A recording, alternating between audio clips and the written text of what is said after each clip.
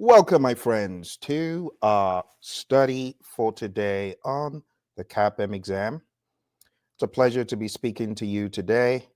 I know lots of you have got questions and concerns about this exam. Maybe you are a student taking the exam. This is where we get the opportunity speaking together, finding answers for questions that you may have on the CAPM exam. Let's jump into a few fast facts about the CAPM. CAPM exam stands for Certified Associate in Project Management. It's an entry-level certification you can take if you have a high school diploma. I have training for this course at tinyurl.com/elite CAPM if you are interested in learning. But let's talk about the CAPM at a high level. The CAPM exam is based on a document known as the CAPM exam content outline. So if you're looking to get certified, I would love for you to download this free document that the PMI has made available. I'm going to put that in the chat. And it's a bit of a long link. There it is on the screen, but it's also in the chat. Okay. I'll also put this in the chat for my friends on Instagram so that they're able to download and use accordingly. All right, so without much ado, let's check out this document called the CAPM exam content outline.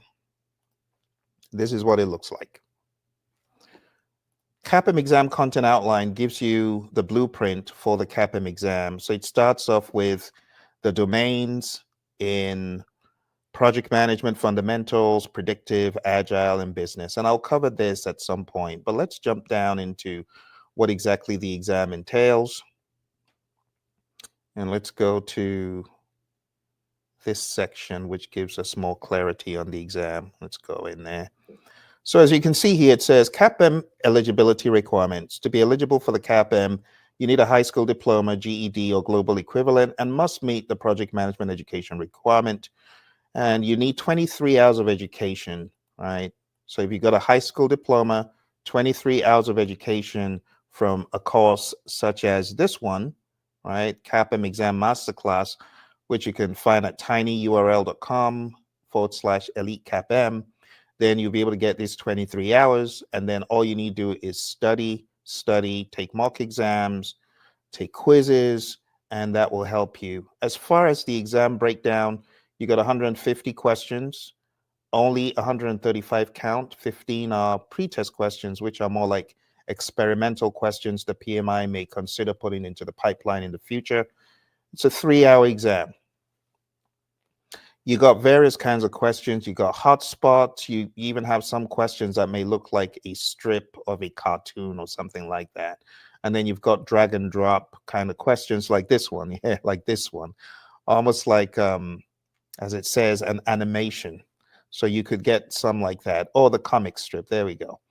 So some of my students who passed the CAPM exam come back to say, I couldn't believe I had a comic strip on my exam. But that is pretty much how the questions are, and that is the format of the exam. If you have any specific questions that I can answer for you as we go through the content today, don't hesitate to put them into the chat, okay? So going back to the high-level overview about this exam, the CAPM exam, it on the surface looks like beginner, entry level, it's easy. It's actually not that easy. You do need to have solid knowledge and understanding of PMI's dogma regarding project management. And as far as the duration, how long it takes people to prepare, some people take 6 weeks, some even less. And it really depends on your aptitude for this kind of stuff. So for those of you who are looking to gain more responsibility, more skills, more recognition, this could be very good. So in the very beginning, when I started training the CAPM, I took it for granted that, okay, it's a slam dunk, it's easy, until students started coming back and saying, Phil, have you taken the CAPM? It's not an easy exam. It can be challenging. So I took them up on the challenge, even though I was already PMP certified, and I took the CAPM exam just for the experience, and it wasn't a cakewalk. I also learned from one of my students who eventually got certified. She got a big government job in Arizona. And that was the beginning of her climbing the ladder of project management. All she had was a CAPM. She didn't even have PMP. She climbed up to the ladder in that agency and she was in charge of the PMO and projects, almost like at the director level, all because of a CAPM that was considered when she went for the interview. So I want to encourage you, if you're looking at getting an entry level certification, maybe this one is one for you. So the CAPM exam consists of 4 domains: project management fundamentals and core concepts. If you've been tuned into my channel or my podcast, which is at pmradio.org, I'm going to put that in the chat as well. If you listen into my podcast regularly, you just pick up on a lot of this stuff. I talk about process groups, knowledge areas, agile, scrum, Kanban, all that stuff. And if you're tuned into my podcast, you will come across a lot of this stuff being talked about very casually. So the project management fundamentals is knowing 5 process groups, the 10 knowledge areas, what exactly they do, the 49 processes. Then when you get into predictive, this is where you get more into the tools and the techniques and the approaches of project management. That's number 2. Number 3 is going more into agile frameworks, agile methods. And number 4 is going into business analysis frameworks. Again, if you're tuned into this channel on YouTube, it's youtube.com/@Praision. If you are tuned into this channel, you're going to find tons of videos, lots of free stuff where I am teaching you either agile or scrum or just predictive, PMBOK guide, you name it. Okay, so check that out. When it comes to agile frameworks and methods, one of the best places to look for understanding about this is agilemanifesto.org. Go to agilemanifesto.org and you can learn up the 4 agile values and the 12 principles, which is very important for your exam as well. Okay, that's it on the screen, agilemanifesto.org. And when it comes to business analysis, this is a bit of a tricky one. For this, I believe we have extensive video about the business analysis section, not only in our course. So just as a reminder for those of you who are looking to get certified, let's take that off and put this on. You can go to tinyurl.com/elitecapm. And in this course, we have a very detailed account of the business domain. So you can see we broke it down into domain 1 is the basics, domain 2 is plan-based stuff, and then when it gets to agile, we're going deep into so much agile. You also have a 91 question quiz to help you. And then when it comes to the business analysis framework, we have so much content on the business analysis section of the exam. And rightfully so, because if you take a look at the exam breakdown one more time, what you see is business analysis is almost 1/3 of the exam. So you do need to know your business analysis stuff. And PMI has its own unique bend to business analysis. So we base the business analysis section in our course on the PMI standard for business analysis. Okay. So the tasks that you would find in domain 1, you got to understand what a project lifecycle is, understand that this is the work being done, but a project management lifecycle is really the 5 process groups, which brings in the subtleties of initiating to closing.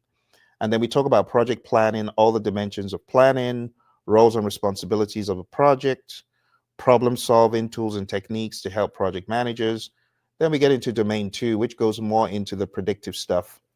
There's actually a very important document, and I know PMI, they often say this is based on, well, they say it's based on the content outline, but at the same time, you hear some murmurs of PMBOK 7. I want you to not only look at the 7th as they're recommending, but I want you to look at this map that I'm about to share on the screen. I'm going to put this in the chat as well. It's free, right? This is a map that will help you better understand how the 5 process groups and 10 knowledge areas come together. And I just recommend to anyone taking the exam, know this. Don't listen to the people who tell you, you don't have to know that. They're not going to test it. No, this is going to help you understand flow, and it's going to help you become more surgical and precise when you're taking the exam. So I know a lot of people say, well, it's just based on the seventh. It's actually not true. The CAPM exam, as you can see here, is not based on the PMBOK guide. PMBOK is just one of the books that you could read, but it's actually based on the content outline. And that's why for my book, by the way, you get this book free as part of my course on Udemy, right? So when you come on my program on Udemy, you got to ask me, Phil, can I get the free book? This book is 600 pages, but it goes into all the content you need to know, including this stuff. So if you're taking the CAPM exam, you got to understand your 5 process groups, your 10 knowledge areas, and your 49 processes. That is very important. So for those of you who have been wondering what is the syllabus, well, now you know the syllabus. I'm showing it to you. So for the predictive tasks, that link that I just shared, this one right here, yeah, you gotta look at that, and you gotta know your 49 processes well. Okay, domain 3 goes more into the world of agile. You got to know when to use these adaptive approaches. And you also need to understand what it means to plan project iterations in the world of agile versus planning in predictive. It's different. You also need to understand the artifacts involved in the world of Scrum, for example. You also need to understand Scrum has a 3-5-3 configuration, which could come out in some of the questions implicitly or explicitly. And finally, domain 4, business analysis. You got to understand who the business analyst is, the lingo of business analysis. You got to be comfortable with it, stakeholder communication, gathering requests, things like the tools that you might use in Agile, only this time you are using them in a hybrid or a predictive world. So things like story mapping, requirements gathering, requirements elicitation, things like that.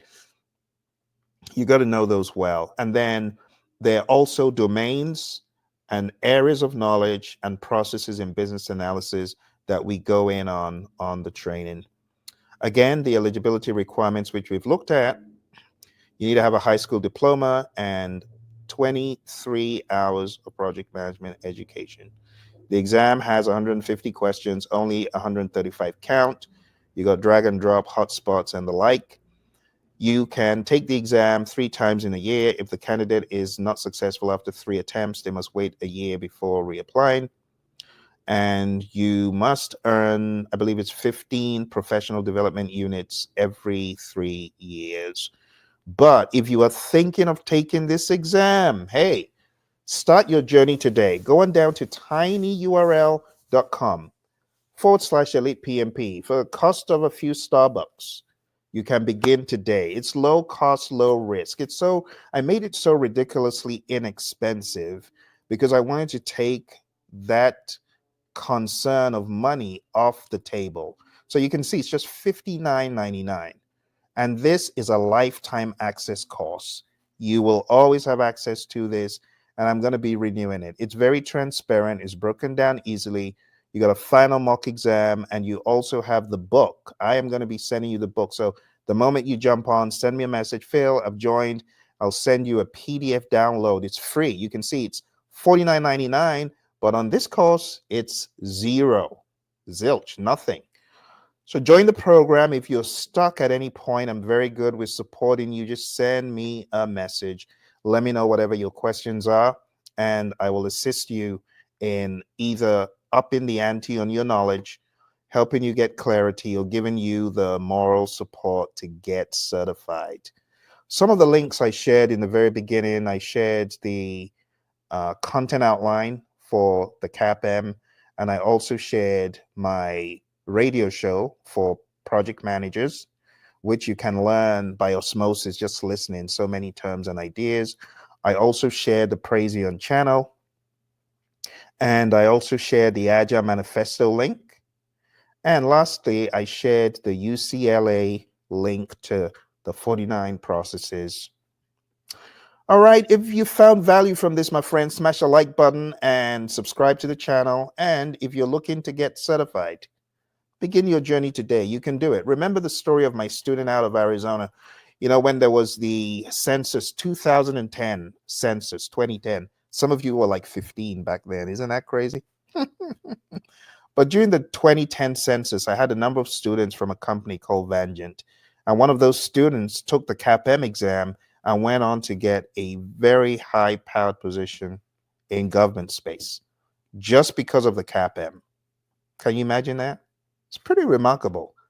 The CAPM exam, how much is this? Like $300, but it changed her life.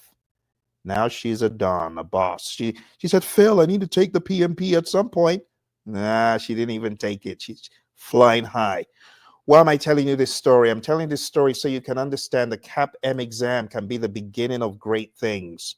It can be the beginning of greater things in your career. For those of you who might be in between jobs and you're wondering, what am I going to do next?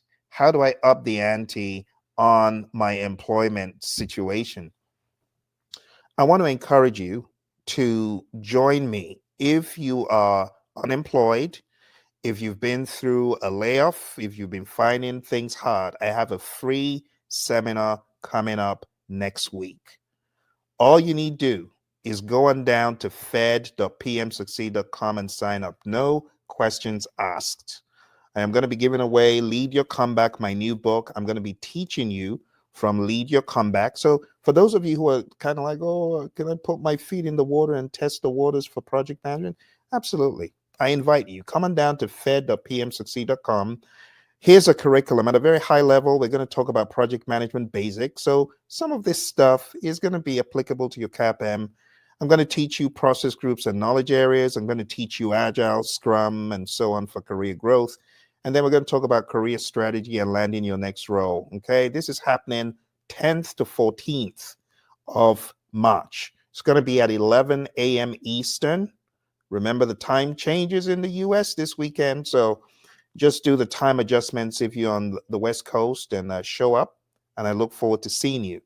But for those of you who are employed and you're just looking to get CAPM certified, this is the link you want to go to. Okay.